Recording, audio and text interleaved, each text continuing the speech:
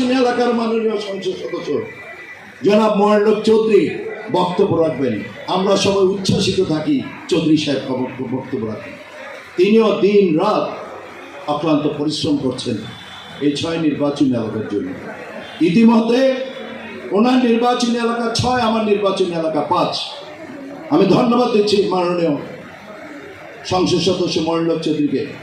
ইতিমধ্যে আমার নির্বাচনী এলাকার একটি রাস্তা ইতিমধ্যে 1498 কোটি টাকা ওনারও সর্বাত্মক সহযোগিতায় সেই বরাদ্দটা আমরা পেয়েছি। বক্তব্য দীর্ঘায়িত করছি না, তার কারণ অনেক নেতৃবৃন্দরা এখানে আছেন।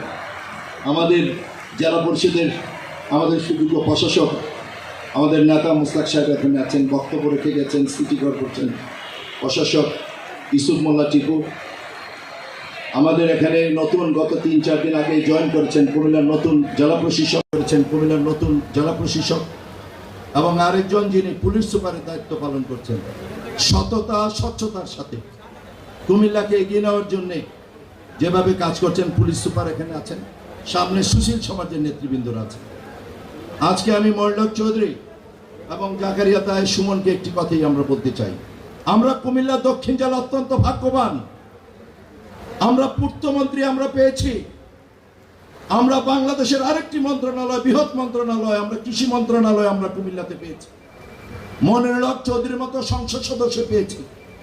আপনারা সব ধাপ শেষ, একটি ধাপে আগামী দিনে এগিয়ে যেতে হবে। সেটি হচ্ছে ইতিমধ্যে জাকারিয়া তাহের সুমনের সাথে আমার আলোচনা হয়েছে।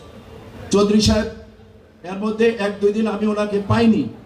আমরা সিদ্ধান্ত নিয়েছি আগামী কিছুদিনের মধ্যেই ব্রাহ্মণবাড়িয়ার সমস্ত সংসদ সদস্য, চাঁদপুরের সংসদ সদস্যরা, কুমিল্লার আমরা যারা যে সংসদ সদস্যরা যারা আছি, ইতিমধ্যে আমরা আমাদের এই কুমিল্লার প্রাণের নেতা কুমিল্লার সিনিয়র সদস্য ডাক্তার মোশাররফ সাহেবকে সাথে নিয়ে মনিরুল হক চৌধুরী, আমাদের জাকারিয়া তাহের সুমন, হাজী আমিনুর রশিদ ইয়াসিনের নেতৃত্বে ব্রাহ্মণবাড়িয়ার মন্ত্রী মহোদয়, 2 উপজেলার সংসদ, 2 জেলার সংসদ সদস্য সহ আমরা মাননীয় প্রধানমন্ত্রীর কাছে যাব এবং ইনশাল্লাহ আমরা কনফিডেন্ট আগামী কিছুদিনের মধ্যেই, যেটা লক্ষ্মীপুরে আমাদের প্রধানমন্ত্রী বলে গেছেন জাকারিয়া তাহের সুমনের এলাকায়, ইনশাল্লাহ শুধু কুমিল্লাতে একটি দাবি, ইনশাল্লাহ আগামী দিনে কুমিল্লা বিভাগ বাস্তবায়ন করছে।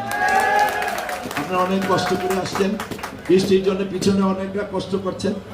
আমি আর আমার বক্তব্য দীর্ঘায়িত করছি না। আমার মা অসুস্থ, আজকে 27 মাস। আমার মায়ের জন্য দোয়া চেয়ে আমি আমার বক্তব্য শেষ করছি। আসসালামু আলাইকুম সবাই।